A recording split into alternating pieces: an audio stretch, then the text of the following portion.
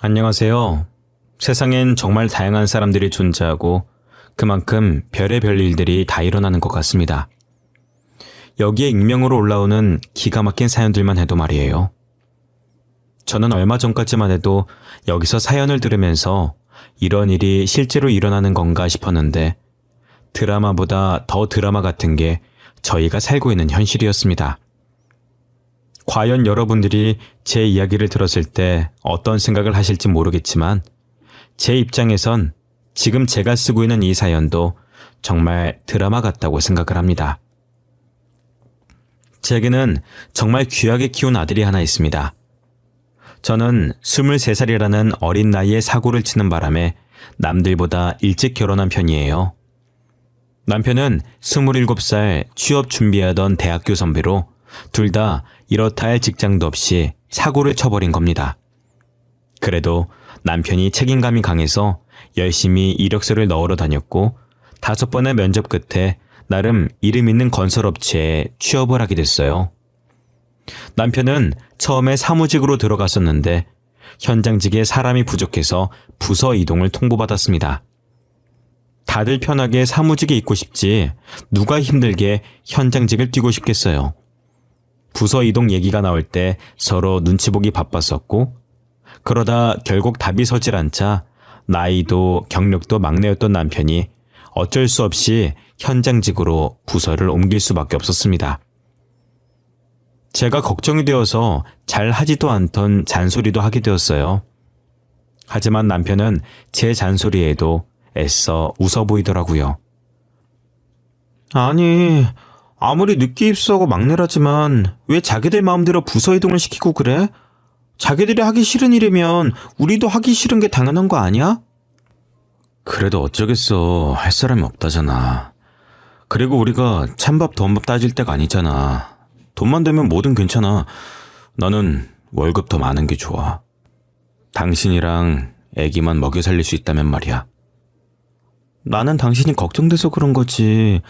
그럴 거면 애초에 현장직으로 사람을 뽑든가 사무직으로 뽑아놓고 현장직으로 가라고 하면 어쩌라는 거야 정말. 저는 계속 투덜거렸지만 남편은 괜찮다고 저를 달랬습니다. 제가 워낙 걱정이 많은 성격이라 남편이 출근할 때면 퇴근할 때까지 걱정을 달고 있었어요. 그래도 남편은 제 걱정과는 달리 잘 해내고 있더라고요. 저도 아이를 낳고 아이가 5살 정도 됐을 때 유치원에 보내고 취업 준비를 했습니다. 다행히 대학교 다니면서 따놓은 자격증이 많았고 나이도 아직 20대 후반이라 충분히 취업이 가능했어요. 저는 대기업까진 아니더라도 나름 알아주는 중소기업의 경리로 일하게 되었습니다. 사실 광고회사랑 무역회사 두 회사에 다 합격을 했었는데 제가 원래 가고 싶었던 회사는 광고회사였어요. 무역회사는 다른 곳 다 떨어지면 거기라도 가보려고 그냥 한번 넣어본 회사였었거든요. 그런데 연봉이랑 복지가 무역회사가 더 좋아서 생각에도 없던 무역회사에 들어가게 되었습니다. 직원분들도 다 좋으신 분들이라 회사 생활을 편하게 했어요. 남편과 제가 맞벌이로 돈을 버니 금방 월세집에서 전셋집으로 옮길 수가 있었습니다. 아직은 자가로 살려면 한참 멀었지만 그래도 이전 월세집을 생각해보면 부자가 된 것 같고 좋았어요. 궁합도 한 번은 4살 차이라 그런지 저희는 싸우지도 않았고 아이를 키우면서 결혼 생활을 잘했습니다. 아이가 초등학교 입학을 앞두고 있을 때 저는 동우가 쓸 책가방을 사려고 반차를 쓰고 아이와 함께 근처 마트에 갔습니다. 한참 쇼핑을 다 하고 시간을 보려고 휴대폰을 꺼냈는데 회사에서 배터리 충전하는 걸 깜빡했는지 휴대폰이 꺼져 있더라고요. 집에 오자마자 충전기를 연결해서 휴대폰을 켰더니 남편 번호로 부재중이 여러 통화 있더라고요. 그래서 전화를 걸었더니 남편이 아닌 다급한 간호사의 목소리가 들렸습니다. 신세구 씨 가족 되시나요? 지금 땡땡 대학병원인데요. 1시간 30분 전에 신세구 씨가 저희 병원으로 실려오셨는데 1시간 전에 사망을 하셨어요. 빨리 와주셔야 될 것 같아요. 저기요, 저희 남편이 사망했다니요? 그게 무슨 말이에요? 건강하던 사람이 왜 갑자기 죽어요? 장난치시는 거죠? 저희가 살려보려고 노력했는데 출혈이 심해서 사망하셨어요. 죄송합니다. 1시간 전이면 제가 휴대폰이 꺼진 채로 쇼핑을 하던 그때였습니다. 급하게 아이를 들쳐매고 병원으로 향했죠. 제가 도착했을 땐 이미 남편은 사망한 지 1시간이 지나서 침대 위에 누워 흰 천을 덮고 있었고, 누워있는 남편 옆에선 직장 동료로 보이는 분이 죄송하다며 고개를 숙이고 계셨죠. 저기요, 이게 어떻게 된 건지 말을 좀 해봐요. 저희 애 아빠 어쩌다 이런 거냐고요. 죄송합니다. 입이 10개라도 할 말이 없습니다. 철거 작업을 하고 있는데 아래 사람이 없는 걸 확인하고 파이프를 떨어뜨렸는데 그만. 그게 말이 되냐고. 당신들 너무한 거 아니야? 현장을 해보지도 않은 사람이 현장직에 내세우더니 어떻게 우리 가족한테 이럴 수가 있어. 우리 가족은 어떻게 살라고 이제. 그렇게 남편은 저와 7살 아들을 두고 허망하게 세상을 떠나버렸습니다. 조금 있으면 아들이 초등학교 입학하는데 입학하는 거 보겠다고 휴일도 다 맞춰놨던 양반인데 뭐가 그리 급해서 벌써 떠났냐고 영정사진을 보면서 많이도 한탄했죠. 아들은 자기 아빠가 죽은 걸 아는지 모르는지 울지도 않고 그렇다고 웃지도 않았어요. 저도 남편을 따라갈까 하는 안 좋은 생각을 많이 했지만 그럴 때마다 아들을 보고 참고 버텼습니다. 남편 없이 혼자서라도 남 부끄럽지 않게 아들을 잘 키우겠다고 다짐했죠. 혹시나 아들이 아빠가 없다는 이유로 반항심을 가지고 안 좋은 길로 빠지지 않을까, 나를 탓하지 않을까 하는 마음에 금이야 오기야 키웠습니다. 아이가 하고 싶다는 게 있으면 최대한 해주려고 노력을 많이 했어요. 아빠가 없어도 사는데 여유가 있으면 나쁜 길로 빠지지 않을 거라 생각했거든요. 동우야, 뭐 필요한 거 있어? 아니면 하고 싶은 거라든지. 동우가 하고 싶은 거 있으면 엄마가 다 해줄 거야. 그러니까 부담 갖지 말고 엄마한테 말해봐. 하고 싶은 거? 딱히 없는데. 그럼 미술학원. 제 친구들 미술학원 다닌대요. 친구들이 다니는 미술학원에 같이 다니고 싶어요. 엄마, 저 미술학원 보내줄 거예요? 당연하지. 동우가 하고 싶다는 거 엄마가 다 해줄 거라고 했잖아. 미술학원 말고도 또 하고 싶은 거 없어? 과외는 필요 없어? 과외... 엄마, 저는 공부에 재능이 없는 것 같아요. 일찌감치 포기하고 잘하는 거 찾아보려고요. 요놈... 곧 중학교 올라간다고 말 잘하는 거 봐. 알겠어. 동우가 하기 싫은 건 엄마가 안 시킬게. 용돈은 아직 남아있어? 더 필요하면 말하고 엄마가 줄 테니까. 이미 엄마가 용돈을 많이 주셔서 아직도 많이 남아있어요. 이 정도면 다음 달까지도 충분해요. 제 걱정하지 마시고 엄마 회사 가서 점심때 맛있는 거 사드세요. 아들이 아빠 없다고 엇나가지 않을까 걱정을 많이 했었는데 오히려 일찍부터 철이 들어버린 겁니다. 고작 초등학교 6학년 다니고 있는 아들이 자기 걱정은 하지 말라면서 되려 제 걱정을 하더라고요. 남편을 쏙 빼닮았는지 벌써부터 생활력이 강해서 용돈을 쪼개서 쓰고 알아서 모으고 있었어요. 게다가 책임감도 강해서 벌써부터 엄마를 지키겠다며 의젓한 모습을 보이니 기특하기도 하면서 한편으로는 또래답지 않은 행동을 하는 게 제 탓 같아 미안했습니다. 아들은 다행히 중학교, 고등학교를 가서도 나쁜 길로 빠지지 않았고 사춘기도 없이 잘 커줬어요. 게다가 중학교에 들어가면서부터 제 일을 잘 도와주곤 했습니다. 베란다에 널려있는 빨래들 걷어서 개면 되는 거예요? 제가 만져봤을 땐 다 마른 것 같아요. 놔둬. 내가 할게. 학교에서 공부하느라 힘들었을 텐데 뭐하러 그래. 우리 아들은 소파에 앉아서 TV 보고 계세요. 이런 건 엄마가 다 알아서 할게. 아니에요. 제가 도와드릴게요. 엄마도 밖에서 일하고 오느라 힘들었을 거 아니에요. 저보다는 엄마가 더 힘들죠. 빨래 개는 게 어려운 것도 아닌데요, 뭐. 아들은 제가 하지 말라고 말려도 빨래 개는 거며 설거지며 자신이 할 수 있는 선에서 어떻게든 저를 도와주려고 했습니다. 그렇게 착하디 착한 저희 아들은 성인이 되었고 명문대도 졸업했어요. 학생 때 미술 배웠던 걸 살려서 미대에 입학을 했고 장학금을 받으며 다녔었습니다. 그리고 졸업 후 혼자서 패션 디자인 쪽 공부를 하더니 그쪽 업계로 취업을 하더라고요. 제가 패션 쪽을 잘 몰라서 모르지만 아들이 만든 옷을 연예인들이 종종 입고 나오고 한다고 하더라고요.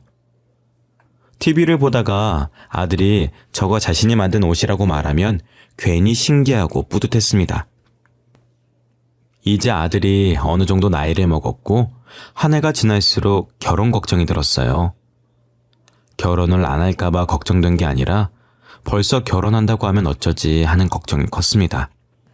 아직은 아들을 다른 사람에게 보내기 싫었고 아들이 결혼하는 상상을 하니 눈물이 날 정도였죠. 최대한 늦게 결혼하길 바랬지만 아들은 제 신경도 모르고 결혼할 여자가 있다면서 제게 소개해주고 싶다고 하는 거예요. 어머니, 저 어머니께 소개해주고 싶은 사람이 있어요. 그 사람이랑 결혼까지 생각하고 진지하게 만나고 있어요. 너 이제 28살밖에 안 됐어. 아직 한창이야. 30살 넘어서도 결혼할 여자가 줄을 설 텐데. 얼마나 아들이 푹 빠졌길래 엄마를 두고 벌써 결혼하려고 그래. 제 친구들도 결혼 많이 했어요. 이미 애까지 있는 친구도 있고요. 저도 한순간의 감정으로 이런 결정 내린 거 아니에요. 저는 아들이 30대 초중반쯤 되면 결혼할 거라고 생각했는데 20대 후반에 결혼을 하겠다고 하더라고요.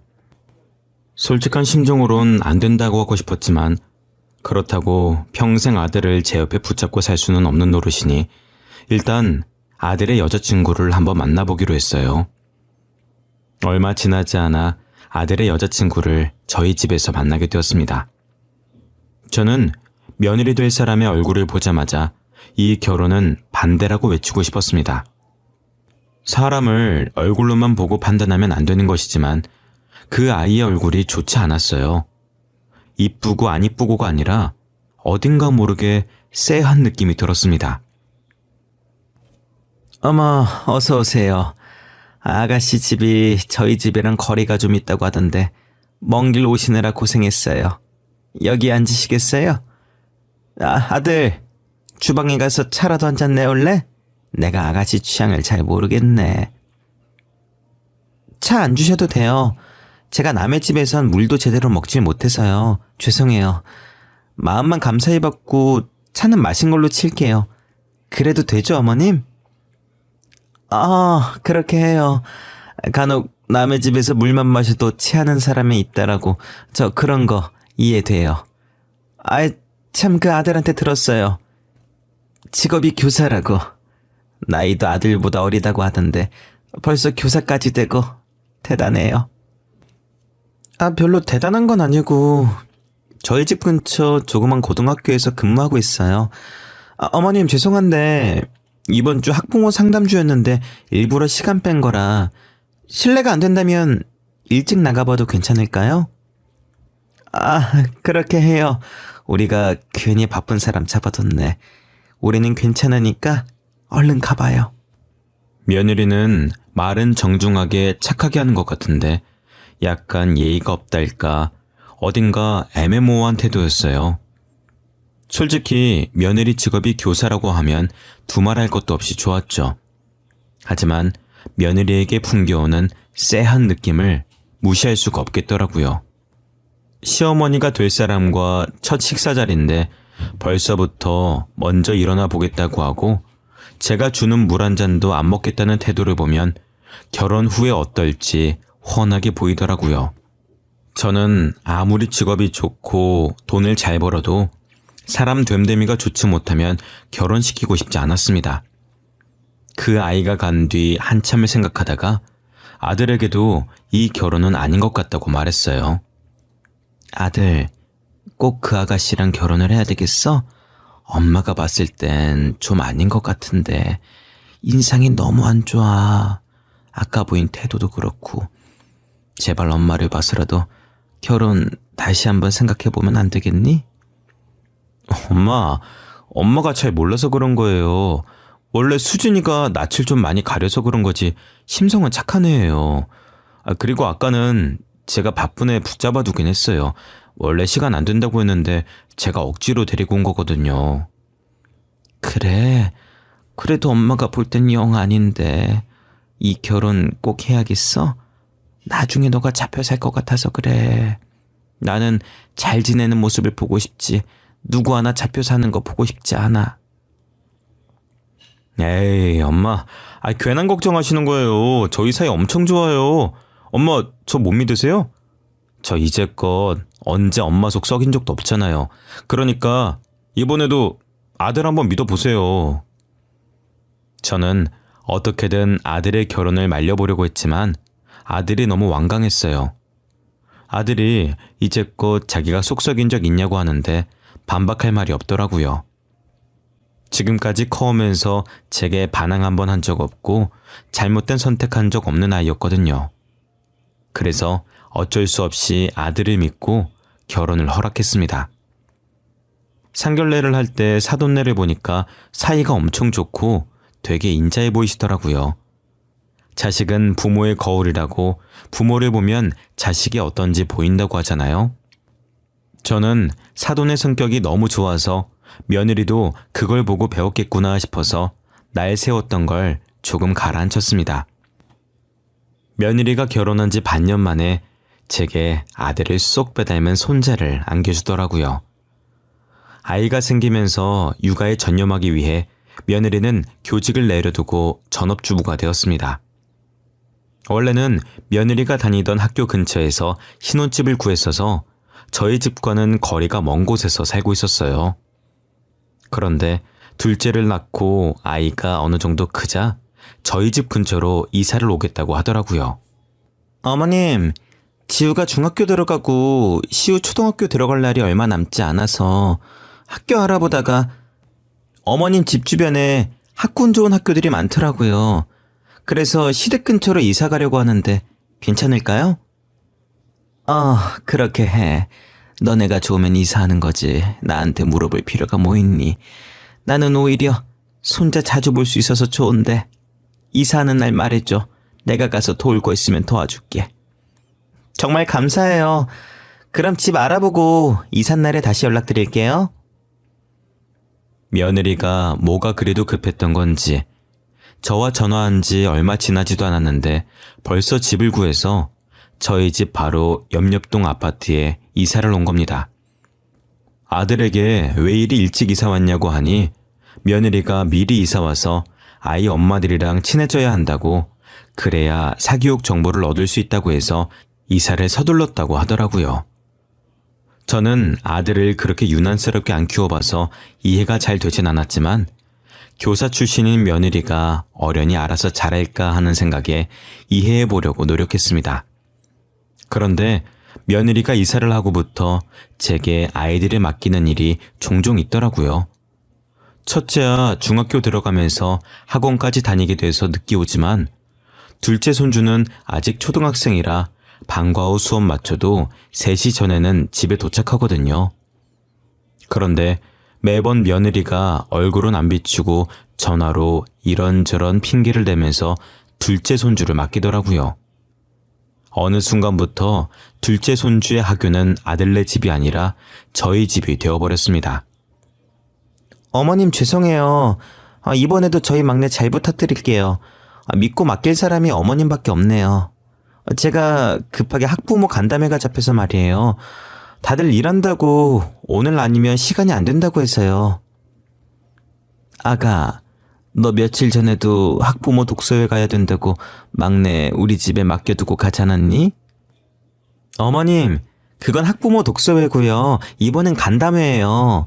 독서회랑 간담회는 다른 거예요. 금방 올 거니까 잠깐만 봐주세요. 진짜 죄송해요.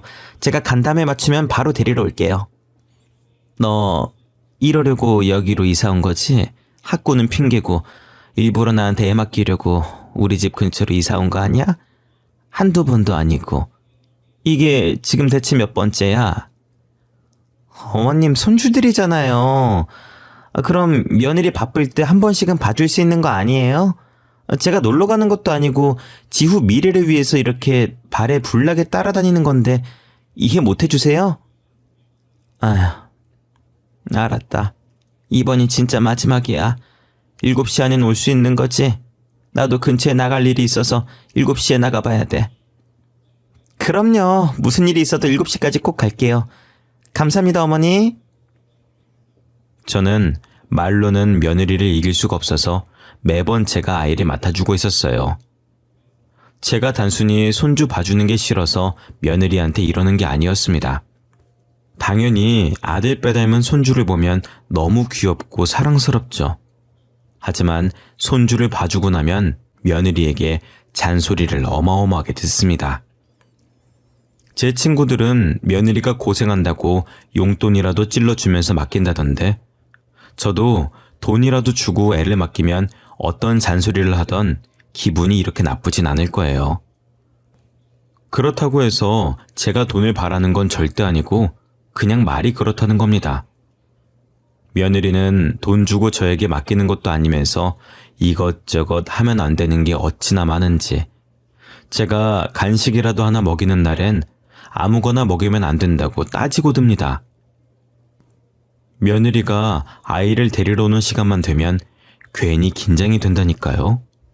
마치 선생님에게 숙제를 검사받듯 며느리가 아이를 구석구석 보고 뭐 했는지 확인받는데 그렇게 긴장되고 떨릴 수가 없습니다. 시우, 오늘 할머니랑 뭐 했어? 할머니가 맛있는 거 많이 해줬어? 너 옷은 왜 이렇게 꼬질꼬질해? 밖에서 놀았던 거야? 놀이터 가서 놀았어. 그리고 할머니가 치킨 사줬어. 완전 맛있었어. 그리고 뭐 했지? 하여튼 완전 재밌게 놀았어. 할머니랑 이것저것 많이 했어. 어머니, 시우한테 치킨 사주셨어요? 애들 나중에 그것만 찾는다고 제가 인스턴트 먹이면 안 된다고 전에도 말씀드렸잖아요. 그리고 이렇게 옷이 꼬질꼬질하면 새 옷으로 갈아입혀 주셔야죠. 아니, 시우가 먹고 싶다는데 어쩌니. 그 나이 땐 먹고 싶은 거 마음껏 먹게 해줘야 돼. 그리고 하교하자마자 우리 집에 왔는데 새 옷이 어딨어. 가방에 새 옷이나 넣고 그렇게 얘기를 하든가. 아, 진짜 못 살아. 다음부턴 여보 옷 가방에 넣어드릴 테니까 놀고 나면 애 옷 좀 갈아입혀 주세요. 다시는 인스턴트 음식 사주지 마시고요. 아시겠어요? 그럼 저 이만 가볼게요. 아이를 맡기는 날이면 하루도 빠지지 않고 며느리에게 한 소리를 들어야 했습니다. 이 정도 했으면 며느리의 잔소리에 내성이 생길 만도 한데 언제 들어도 심장이 벌렁거려요. 며느리가 저를 시어머니라고 생각은 하는 건지 해도 너무하더라고요. 어찌나 잔소리가 심한지 이 나이 먹도록 애를 열심히 봐주고 욕은 욕대로 먹는 게 너무 울컥해서 눈물이 다 나오더라고요. 그러다 며느리가 다급하게 저희 집에 찾아와선 첫째 학부모 모임 간다고 저한테 또 막내 손주를 맡기러 온 겁니다. 그땐 저도 약속이 있어서 나갈 준비하던 참이었었거든요. 그래서 저도 그날만큼은 단호하게 안 된다고 말을 했습니다. 어머님, 진짜 죄송해요. 오늘 첫째 학부모 모임 있는 걸 제가 깜빡했어요. 지금 당장 가봐야 되거든요. 진짜 죄송한데 오늘 하루 막내 좀 봐주세요. 야야야, 아가. 이렇게 덜렁 애 맡기고 가면 어떡해. 내가 안 된다고 했잖아. 나도 오늘 약속 있어. 잠깐만. 나 지금 나가봐야 되는데. 예. 어머님 죄송해요. 제가 저녁에 데리러 올게요. 진짜 죄송합니다. 그런데 제가 안 된다고 말할 틈도 없이 며느리는 아이를 집안에 들이고 나가버리더라고요. 순식간에 며느리가 사라져버렸고 남겨진 저와 손주는 서로를 빤히 쳐다봤습니다. 저는 결국 약속을 취소했고 한숨을 쉬며 손주를 봐줬어요. 손주가 집에서 잘 놀다가 집에서만 놀기엔 답답한지 밖으로 나가고 싶어 하는 겁니다. 아파트 단지에 아이들이 놀 수 있게 만들어 놓은 놀이터가 있어서 거기로 향했어요. 손주의 손을 잡고 집을 나서는데 며느리 차가 저희 집 바로 앞동에 주차가 되어 있는 겁니다. 저는 주차장 자리가 없어서 거기 주차해놓고 차를 안 가지고 갔나 했었거든요. 매일 차를 끌고 나가라는 법은 없으니까 대수롭지 않게 보고 있었습니다.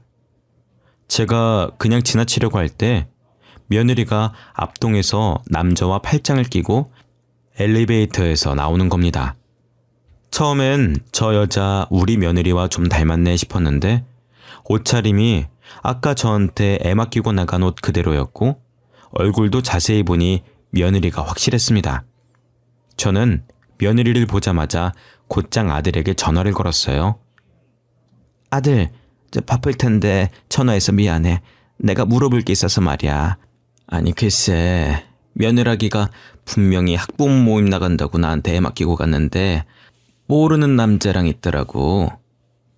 아, 모르는 남자랑 있어서 걱정돼서 전화하셨어요? 아, 걱정하지 마세요. 앞동 남자일 거예요. 그 앞동의 남자가 학부모 모임에 장을 맡고 있는데 우리 아파트 주민이라 같이 가겠다고 저한테 말하고 간 거예요. 그러니 너도 알고 있는 거야? 아휴, 난 그것도 모르고 며느리 의심할 뻔했네. 너도 알고 있다니 됐어. 일하고 온 애는 붙잡아두고 쓸데없는 얘기를 했네. 일 열심히 해. 끊을게. 저는 며느리가 그 남자랑 팔짱 끼고 있었다는 말은 하지 않았습니다. 괜히 제가 넘겨짚고 말을 잘못해서 큰일 만들까봐 아들에겐 자세히 말하지 못했어요. 그리고 아들도 알고 있다고 하는데 제가 나서면 안 될 것 같았습니다. 하지만 그날 봤던 며느리와 학부모장의 분위기가 심상치 않았었거든요. 그래서 저는 며느리의 행동 하나하나를 주의 깊게 보게 되었습니다. 옷은 어떤 차림이며 어떤 이유로 아이를 맡겼는지 곱씹어 보게 되더라고요. 저녁에 손주를 데리러 온 며느리가 명품 가방을 메고 있는 겁니다. 저는 그 명품 가방을 유심히 봤고 한동안 계속 그 가방을 메는 것 같아 보였어요. 그러다 문득 생각이 든 게 일도 안 하면서 무슨 돈으로 저걸 샀나 싶더라고요. 혹시나 아들이 사준 건가 싶어서 아들에게 물어봤습니다. 아들, 요즘 지우가 들고 다니는 명품 가방 말이야. 그 무슨 돈으로 산 거니? 딱 봐도 비싸 보이던데 요즘 며느리가 따로 일하는 거 있어? 명품 가방이요? 뜬금없이 무슨 명품 가방이요? 지우가 명품 가방이 어딨어요. 저한테 생활비 받아가는 사람인데 그럴 돈 없을걸요? 그리고 어머니 가방 브랜드 잘 모르시잖아요. 그냥 착각하신 거 아니에요? 아니야. 분명히 명품 가방이 확실해. 그렇게 유명한 브랜드를 내가 모를 리가 없지. 그리고 내가 저번부터 찝찝했는데 아무래도 지우가 그때 본 그 학부모장이랑 바람피는 것 같아. 분명히 팔짱까지 끼고 있는 걸 내 두 눈으로 똑똑히 봤단 말이지. 그 가방도 그놈이 사줬구만 그래, 응? 팔짱을 꼈다고요? 확실히 그 남자랑 지우랑 팔짱 끼고 있었어요? 일단 알겠어요, 어머니. 아들은 제 말을 듣더니 굳은 목소리로 전화를 끊더라고요. 그러더니 며칠 뒤 다시 아들에게 연락이 온 겁니다. 제 말을 듣고 아들도 찝찝한 기분이 들어서 며느리 차 블랙박스를 확인했다고 하더라고요. 어머니, 저번에 지우가 바람피는 것 같다고 하셨잖아요. 진짜 둘이 바람핀 거 맞더라고요. 블랙박스 삭제한 건지 찍힌 영상은 없었는데 내비게이션에 땡땡대학교가 찍혀 있었어요. 땡땡대학교? 그 대학교는 왜 찍혀 있다니? 설마 앞동 남자 직업이 교수라니? 아니요. 대학생이었어요. 그래서 아내 뒤를 쫓다가 그놈이랑 둘이서 호텔까지 가더라고요. 알아보니까 둘이 클럽에서 만난 것 같더라고요. 그동안 돈 많고 어린 저 남자랑 사귀고 있었어요. 그럼 이때까지 학부모 간담회다 독서회다 하면서 나한테 애 맡긴 게 다 거짓말이었고 그놈이랑 놀아나느라 그랬다는 거야? 전화를 끊고 애들 집으로 갔더니 아들만 있고 또 며느리는 없더라고요. 아들은 며느리를 미행해서 목격한 모든 장면을 찍어두고 제게 보여줬습니다. 며느리의 차에 상간남이 동성한 것부터 호텔에 같이 들어가는 것까지 믿고 싶진 않았지만 진짜 바람이 폈더라고요. 어떻게 애도 둘씩이나 있으면서 대담하게 바람이 핀 건지 충격적이라 말이 안 나왔습니다. 며느리한테 당장 집으로 들어오라고 전화로 불렀습니다. 며느리는 왜 말도 없이 왔냐며 바쁜 사람 오라가라 한다고 투덜거리면서 집 안으로 들어오더라고요. 죄의식은 가지고 있는 건지 스스로 실토할 기회를 주고 싶어서 불렀더니 아주 뻔뻔 그 자체였습니다. 너 지금 어디 갔다 오는 길이야? 또 학부모 간담회다 뭐다 핑계대면서 나간 거야? 우리 다 알고 있어. 그러니까 사실대로 말해. 사실대로 말하면 가볍게 끝낼게. 다짜고짜 바쁜 사람 불러놓고 뭘 사실대로 말하는 거예요? 오늘은 학부모들 만난 게 아니라 집 근처 카페에서 친구 만나고 있었어요. 친구? 그 친구라는 사람 혹시 네 남자친구 말하는 거니? 클럽에서 만난 앞동 그 남자? 내가 앞동 남자랑 같이 있는 거 다 봤다. 어머님, 벌써부터 놓아놓으신 거예요? 저를 지금 누구랑 착각하시는 거예요? 뭘 보셨는지 모르겠는데 그거 저 아니에요. 학부모들 뒷공무니 쫓아다니기 바쁜데 제가 바람필 시간이 어딨어요? 며느리는 제 말에 팔짱을 끼면서 살짝 코웃음을 치더니 자기가 아니라고 뻔뻔하게 말하는 겁니다. 되려 저더러 노안이 있냐고, 자기를 누구랑 착각하고 이렇게 나오는 거냐고 하더라고요. 저는 그 말에 어처구니가 없어 했고 옆에 있던 아들은 며느리 얼굴에 몰래 찍어둔 사진을 던졌습니다. 며느리는 맞은 게 열받는지 저와 아들을 째려보다가 여전히 팔짱 낀 상태로 떨어진 사진을 내려다봤어요. 그러다 자신과 앞동 남자가 호텔 앞에서 팔짱 낀 사진이 있자 그 사진을 떨리는 손으로 줍더라고요. 어머님, 여보, 이게 대체... 아니야, 이거 합성이야. 이거 누가 합성한 거라고요. 누가 당신한테 이거 준 거야? 어머님, 저 이거 진짜 아니에요. 누가 모함하고 있는 거라니까요? 누가 모함하고 있는 거라고? 그거 우리 아들이 직접 찍은 건데. 너 예쁘게 잘 나왔더라. 아들이 미술에만 재능이 있는 줄 알았는데 사진 찍는 거에도 재능이 있는 줄 몰랐어. 야, 너 진짜 양심 없다. 어떻게 끝까지 엄마한테 잘못 봤다고 소리칠 수가 있어? 나 이혼 소송할 거야. 그리고 애들 양육권도 다 가지고 올 거야. 상감남 소송 당연히 해야 되겠지? 여보, 어머님, 제가 잘못했어요. 다시는 그런 짓 안 할게요. 여보, 내가 이렇게 빌게. 차라리 합의혼 해달라면 군말 없이 해줄게. 제발 소송만은 하지 말아줘. 응? 여보, 제발. 우리 부모님 알면 나 진짜 죽어. 응? 그러게. 부모님 알면 죽는다면서 그런 짓은 왜 하고 다녔니? 네가 싼 똥 네가 치워. 난 너 대신 치워줄 마음 없으니까. 그리고 이 집에서도 당장 나갔으면 좋겠다. 너랑 같은 공간에 있는 것도 역겨우니까. 며느리는 이혼 소송만은 안 된다면서 무릎을 꿇더니 저와 아들의 바짓가랑이를 잡고 빌었습니다. 저희는 꿈쩍도 하지 않았고 아들은 억지로 며느리 팔을 잡고 집 밖으로 쫓아냈죠. 며느리가 소리를 고래고래 지르며 문을 두드리길래 옆집 주민에게 피해갈까봐 경찰까지 불러서 제대로 보내버렸습니다. 아들은 다음날 해가 뜨자마자 집을 부동산에 내놓고 저희 집으로 들어왔습니다. 그리고 곧바로 변호사를 찾아가 찍어둔 사진을 증거로 제출해서 며느리에게 이혼 소송을 걸었고 앞동 남자에게 상감난 소송을 걸었습니다. 확실한 증거에 재판이 그리 길게 이어지진 않았고 판결도 저희 아들 손을 들어주어 두 손자의 양육권도 아들이 가지고 올 수가 있었죠. 게다가 친정 부모님 귀에까지 들어가서 빈털터리로 쫓겨났다고 하더라고요.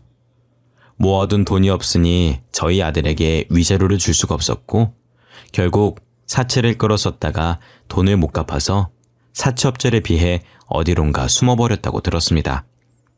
그 뒤로 사돈까지도 며느리의 행방을 모르니 어떻게 살고 있는지 소식을 들을 방법이 없었어요. 한순간에 나락으로 떨어진 게 불쌍하긴 했지만 다 자기가 자초한 일이라고 생각합니다. 며느리가 바람만 피지 않았어도 이런 일은 없었을 거잖아요.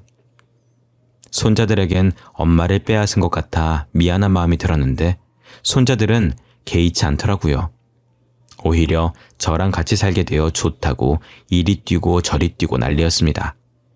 아들도 부모 품이 좋다면서 따로 나갈 생각을 하지 않고 있고요.